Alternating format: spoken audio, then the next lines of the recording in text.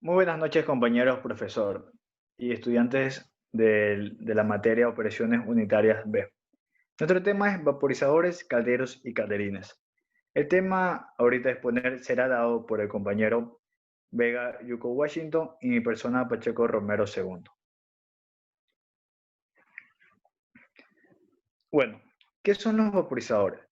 Según la RAE, los vaporizadores son aparatos que sirven para vaporizar, el cual, dependiendo de la empresa, ayudarán a convertir el líquido a vapor saturado, lo cual hablaremos con más exactitud más adelante. Bien, lo siguiente que los equipos que vamos a utilizar para la vaporización serán las calderas. ¿Y qué son las calderas? Recipientes metálicos, cerrados, destinados a producir vapor o calentar agua, mediante la acción del calor a una temperatura superior a la del ambiente y presión mayor que la atmosférica. A la combinación de una caldera y un sobrecalentador se le conoce como generador de vapor.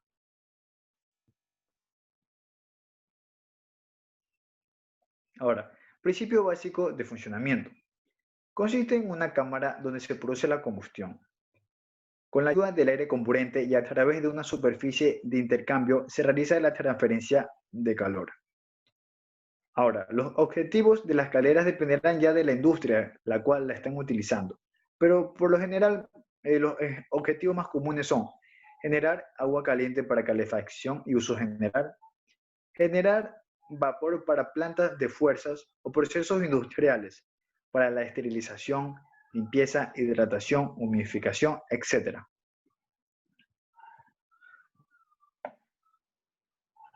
Listo. Ahora, ¿cómo funcionan? Necesitamos tener el combustible que será quemado para generar vapor a través de una transferencia de calor, la cual hablaremos más tarde. Y ojo, hay que tener una presión constante para realizar esto. Y tiene que ser mayor a la presión atmosférica, ya mencionado anteriormente. Lo que hará que el fluido, estando en estado líquido, se caliente y cambie de líquido a vapor saturado. Bien, ahora tenemos los controles del equipo, los cuales nos ayudarán para el funcionamiento de este, los cuales serán la temperatura de gases de salida, control de la presión, que tiene que ser constante, total de sólidos disueltos, secuencia de encendido, nivel de agua de alimentación, control de la llama, temperatura del combustible.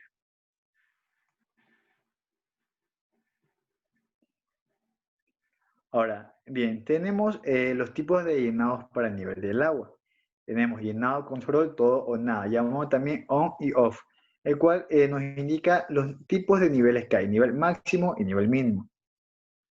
Cuando esté en nivel máximo no va a suceder nada, pero cuando ya el agua vaya descendiendo hasta el nivel mínimo, se va a abrir la válvula, el cual va a ingresar, a dar paso al ingreso de agua hasta el nivel máximo.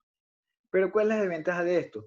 Que a ingresar de una manera brusca el agua, la caldera tiene que realizar mayor trabajo en convertir esa nueva agua, llevarla a una temperatura eh, que pueda realizar la ebullición, teniendo en cuenta que la presión tiene que ser constante, mayor a la presión atmosférica, y tener en cuenta las condiciones de estas, se van a demorar más ya que el agua recién ingresó.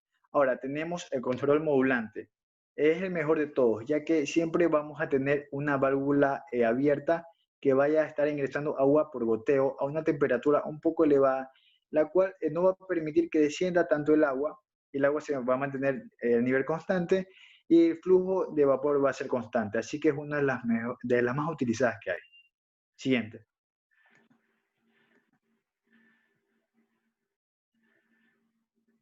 Bueno, ahora tenemos el esquema de estructura de caldero. Aquí tenemos el hogar o fogón, el cual se va a clasificar en diferentes situaciones. Tenemos la ubicación, hogar exterior, hogar interior. Tipo de combustible. Tenemos combustible sólido, líquido o gaseoso. O también la construcción, hogar liso u hogar corrugado. Aquí tenemos unas imágenes de cómo se ve una caldera por la parte de afuera. Lo podemos ver, observar. Bueno, siguiente.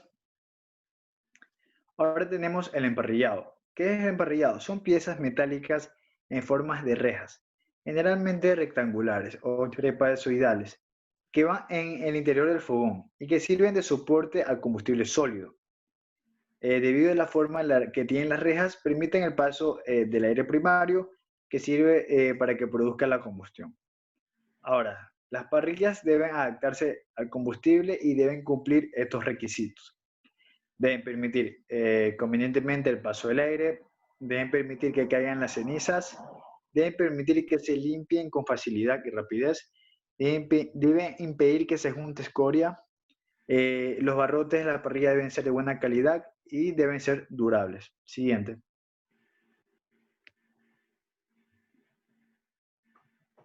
Emparrillado. Según su instalación tenemos que pueden ser fijas o móviles. Y también según su posición tenemos que los emparrillados pueden estar horizontales, inclinados o escalonados. Siguiente. Ahora tenemos el cenicero. Es el espacio que queda por debajo de la parrilla y que sirve para recibir las cenizas que caen de esta. Residuos acumulados deben retirarse periódicamente para no obstaculizar el paso del aire necesario para la combustión. En algunos calderos el cenicero es un depósito de agua. Como observamos en la imagen, ahí tenemos el emparrillado, como lo pueden ver, y por debajo el cenicero. Como ya lo mencionamos, ¿para qué sirve? Siguiente.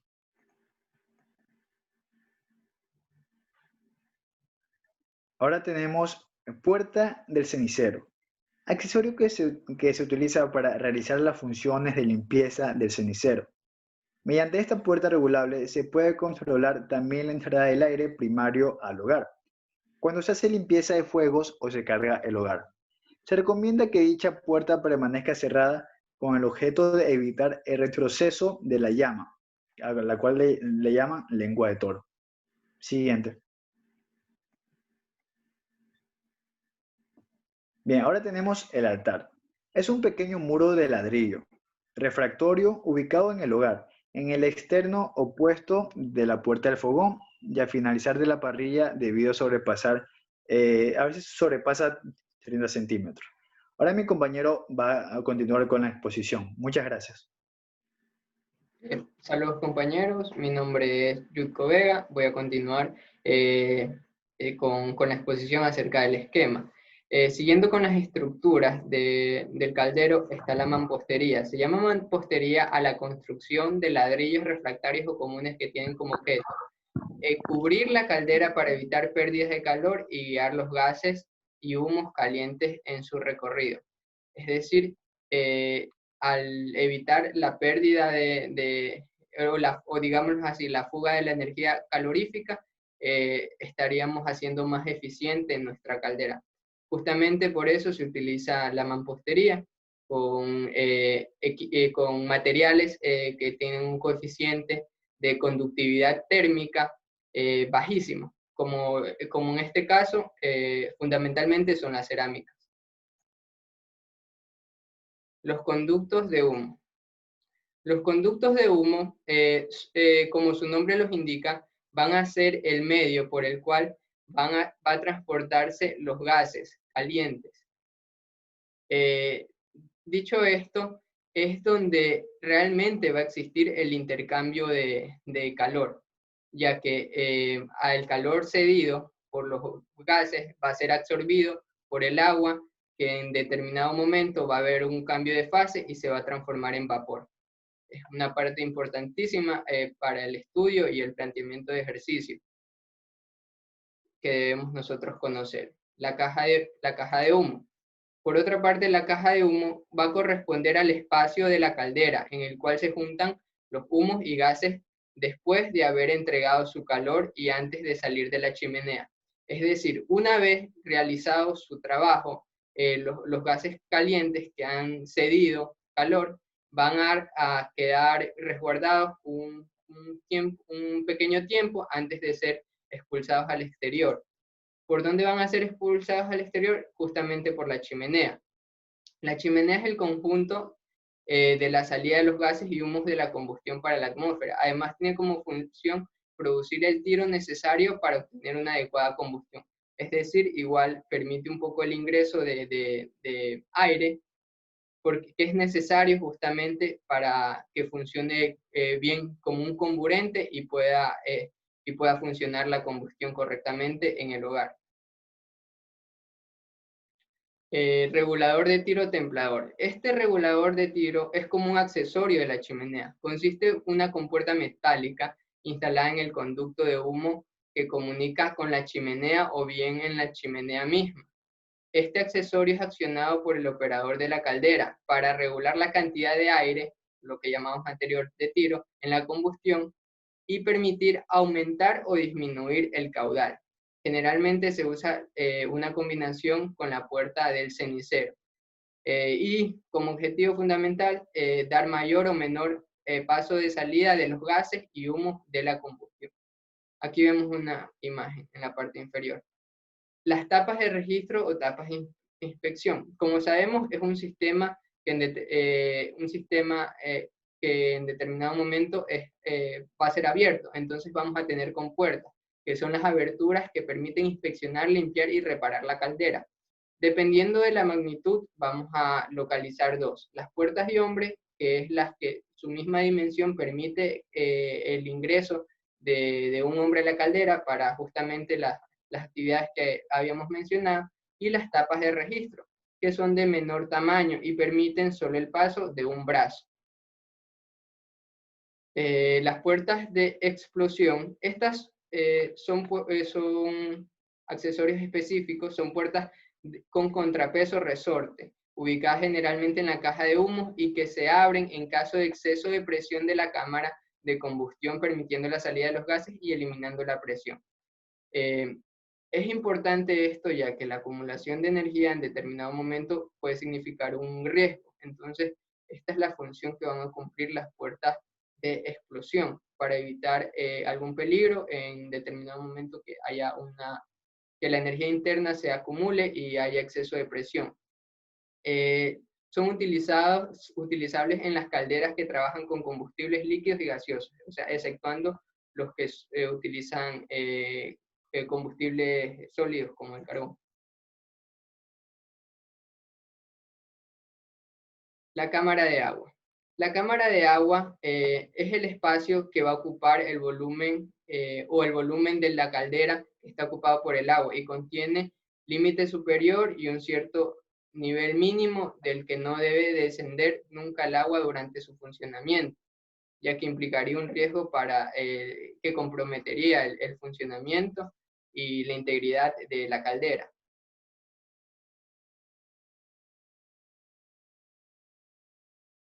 Una cámara de vapor está continua a la cámara de agua. Justamente en esta cámara de vapor va a ser donde va a ocupar el espacio que va a ocupar el volumen de agua en fase de vapor o en fase gaseosa. Y se almacena, es el lugar donde va a estar almacenado el vapor en la caldera.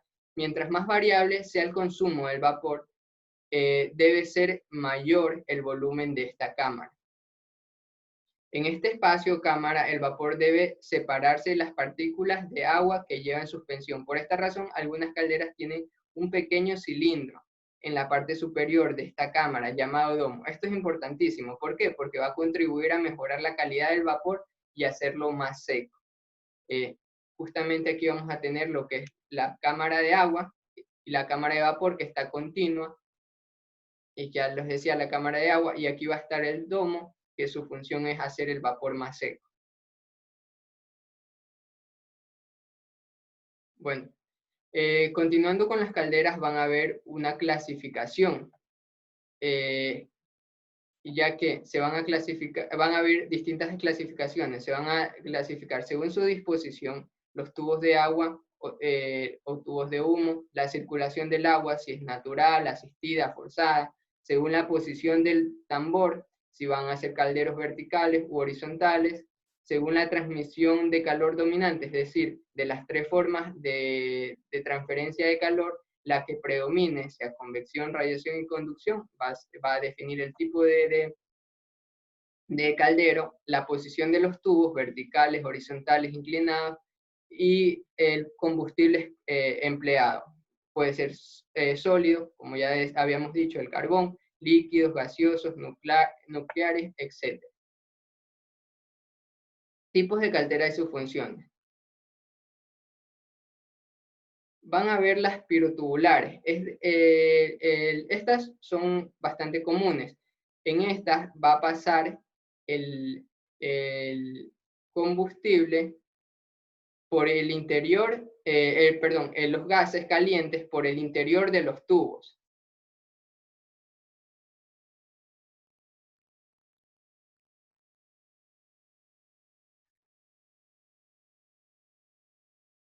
Van a ver las acotubulares, que estas van a invertirse, es decir, en estas, por el interior de los tubos va a pasar el fluido, va a pasar el agua, y por el exterior va a pasar el aire caliente. Las escocesas, que son las más comunes, este es un esquema donde vamos a tener una salida de vapor, el agua circundante a los tubos que, las tuberías, el hogar o el fogón, y en la parte inferior, donde se van a sedimentar los sólidos del agua, va a haber una parte que va a ser la purga. Las escocesas, dicho sea de paso, son las más económicas y por eso son las más utilizables.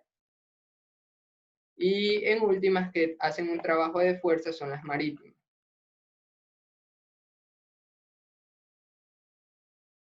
El calderín. El calderín es básicamente lo mismo que una caldera. ¿Dónde viene la diferencia? En la magnitud, en el tamaño. Por eso decimos que tiene un tamaño de menor escala en comparación a las calderas que comúnmente conocemos. Van a cumplir, como lo decía, las mismas funciones que las calderas, pero en menor escala de producción. Por la razón de ser de estas, están destinadas justamente a empresas que no produzcan tanto, que sea algo óptimo para su tamaño, para que satisfagan las necesidades de empresas pequeñas que no necesiten tanta fuerza mecánica para poder funcionar. Es decir, es el requerimiento propio a menor escala de ciertas empresas que tienen que adaptar su producción en bajas cantidades. Y para concluir, tenemos un breve análisis que hemos hecho, que va más allá de lo técnico, sino ya las conclusiones propias que hacemos nosotros dentro de nuestra carrera. Entonces decimos que el gran paso a la industrialización partió del ingenio humano y la utilización de maquinaria, con la gran invención de la máquina a vapor, un hito no solamente para la ciencia, sino también para la historia humana. Indudablemente, el poder realizar trabajo mediante el uso de maquinarias que no presentan fatigas ni muchas otras limitaciones que presenta el talento humano, marca un antes y después en la productividad de la industria. Es decir, la magnitud de la que podemos producir ahora era impensable antes cuando no usábamos estas maquinarias.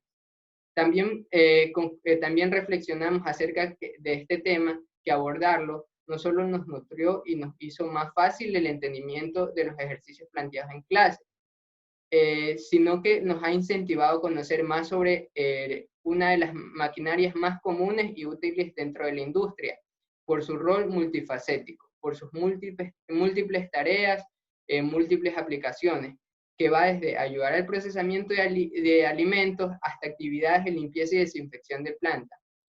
Tal es la importancia que en la actualidad las industrias ya consideran una línea de suministro de vapor igualmente importante que una eléctrica o de agua potable. Es decir, en la actualidad, cuando uno hace una distribución de planta, ya planifica incluir una línea de suministro de vapor por la gran importancia que tiene, que una planta cuente con un suministro de vapor para desinfección, para procesamiento de alimentos, para procesos de humidificación, etc.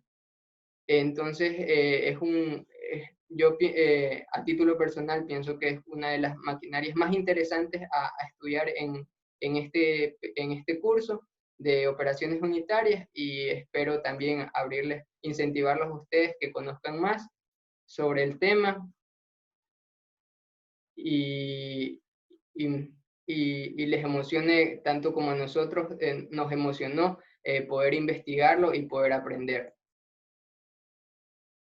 Muchas gracias, compañeros. Esto ha sido todo. Gracias a nuestro tutor. Y aquí les dejamos las referencias bibliográficas acerca de donde nosotros encontramos nuestra exposición y toda la información recolectada acerca del tema.